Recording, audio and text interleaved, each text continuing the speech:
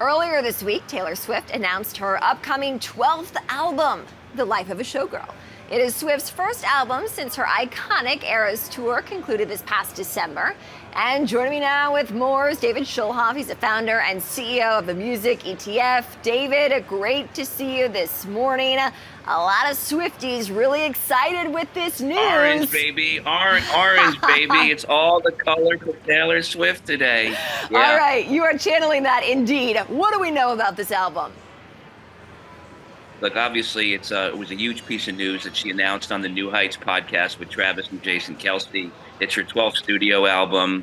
It's all about her experiences on the road during the Eras tour, the ups, the downs. If you look at the track listings, she has nods to Elizabeth Taylor, nods to Ophelia, who was driven to madness in Hamlet, nods to her as the eldest daughter. She's performing with Sabrina Carpenter. It's going to be a massive album, and it's coming out in October. And I think her fans are just chomping at the bit. They can't wait to get a hold of it, to get a piece of vinyl from it.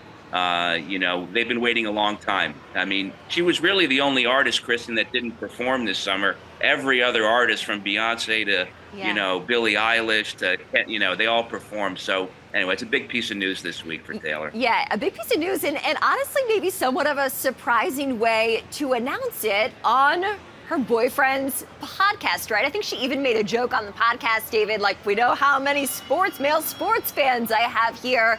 Any sort of read on what that could do for her fan base?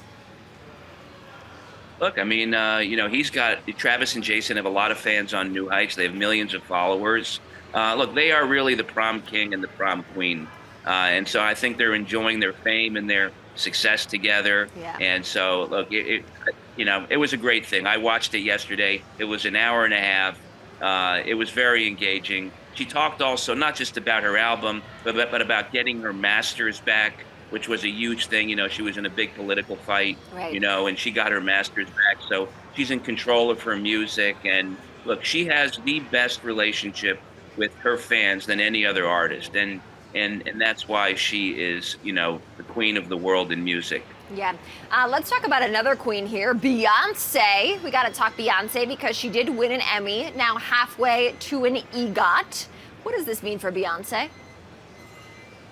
So the Beyonce Bowl, first, Beyonce she has 99 Grammy nominations, right? More than any other artist in history, 32 wins. Her show, Beyonce Bowl, is actually up for 4 Emmy awards. She won 1 for Best Costume, and it's really a great show, and you understand why with the horses and the furs, and it's incredible. And so, look, the only thing she hasn't won yet, which I'm sure she will at some point, is an Oscar and a Tony. But Beyonce's had an incredible year. She had the most successful country music tour in country music history, the Cowboy Carter Tour. So big news for Beyonce this week, too. Yeah. I have to tell you, her costumes really, they are incredible, indeed.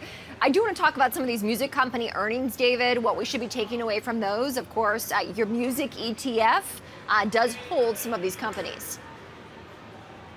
Right. So our MUSQ ETF, by the way, we're at a 52-week high. We're up almost 30% for the year. So we're outperforming a lot of the other funds right now.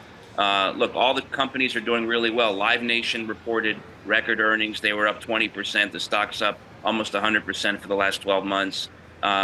Universal Music Group, Sony, Warner Music Group, of course, Spotify, all these companies had a really good quarter.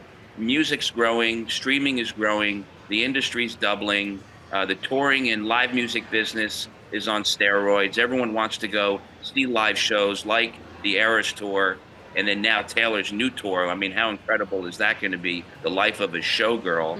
That tour is probably going to hit more records than the Eras Tour.